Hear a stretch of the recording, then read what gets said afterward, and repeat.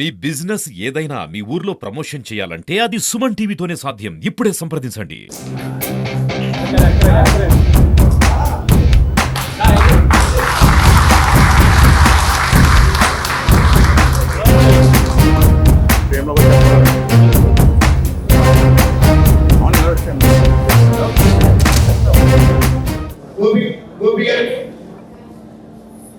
పూర్వాధ్యక్షులు పరిమరాధ గారికి రాజమండ్రి ఎప్పుడు కూడా విజయం తీసుకుని ఉంటుంది. దానికి నిదర్శనం 1990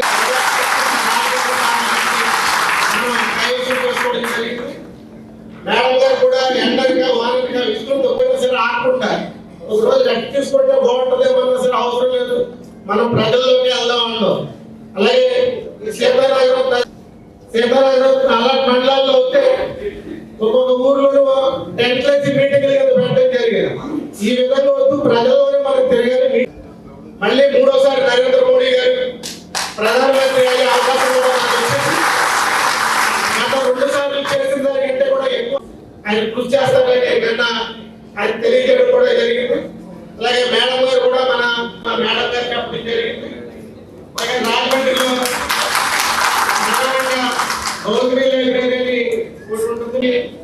దేశంలోనే పేరైన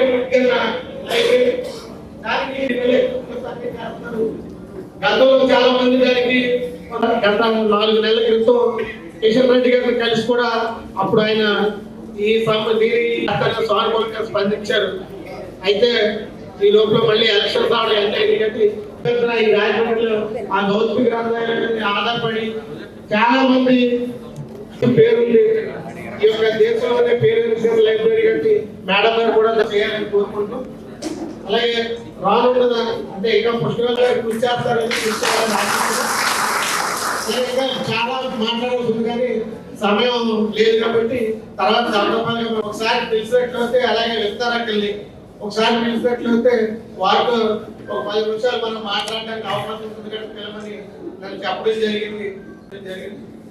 అయితే సమయం తక్కువైనప్పటికీ పెద్ద ఎత్తున అందరూ చేసినందుకు గారికి, అలాగే మా రాష్ట్ర అధ్యక్షురాలు మన రాజమండ్రి పార్లమెంట్ మెంబర్ దగ్గుబాటి పురంధేశ్వరి గారి నా కుటుంబ సభ్యులందరికీ కూడా ధన్యవాదాలు తెలియజేస్తూ, ప్రతి ఒక్క కార్యకర్త కూడా ఒక సైనికులాగా పనిచేయడం జరిగింది.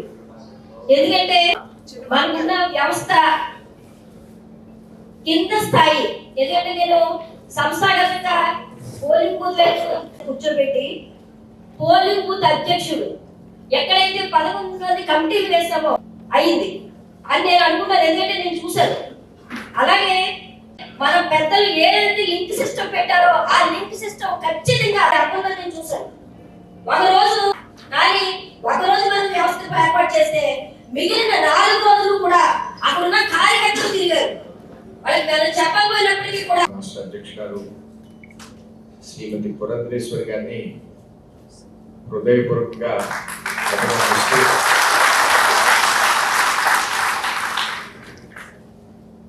మన పార్టీ అభ్యర్థిగా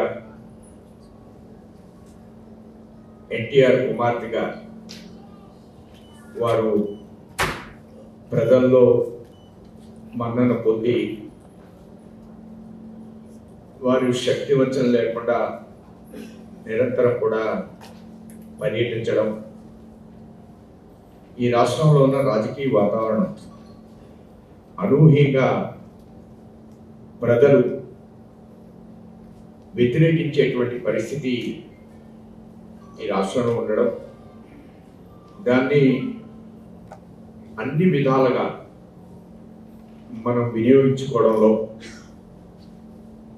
3 పార్టీలు గతం కంటే చాలా బాగా సమన్వయంతో పనిచేయడం, ఇక్కడ మన ప్రచార అంశంలో కానీ అనేక అంశాల్లో ఎప్పటికప్పుడు తగు జాగ్రత్తలు తీసుకోవడం మూలంగా పార్టీ ఈవేళ ఎన్డీఏ కూటమి, ఇందులో ప్రధానంగా అధ్యక్షురాలుగా ఒక పార్లమెంట్ సభ్యురాలుగా మనం ముందుకెళ్ళవలసిన అవసరం. మనకి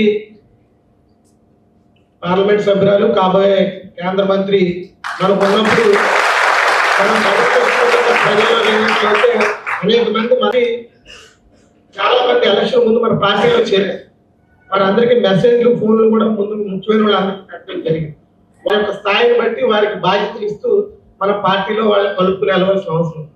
అలాగే మనం సముచితమైన గౌరవాన్ని ఇచ్చి పార్టీని బలోపేతం చేసుకోవాల్సిన అవసరం ఉంది. కాబట్టి నేను అప్పుడే 2-3 సార్లు చెప్పాను మీ అందరికీ కూడా మెసేజ్ నాకు కానీ లేదా ప్రధాన కార్యదర్శులకు కానీ అందించినట్లయితే ఆ యొక్క అసెంబ్లీ కన్వీనర్లతోటి కో కన్వీనర్లతోటి మాట్లాడి వారికి ఏ బాధ్యత ఇస్తే బాగుంటుందో ఆలోచన చేసి బాధ్యత ఇద్దాం.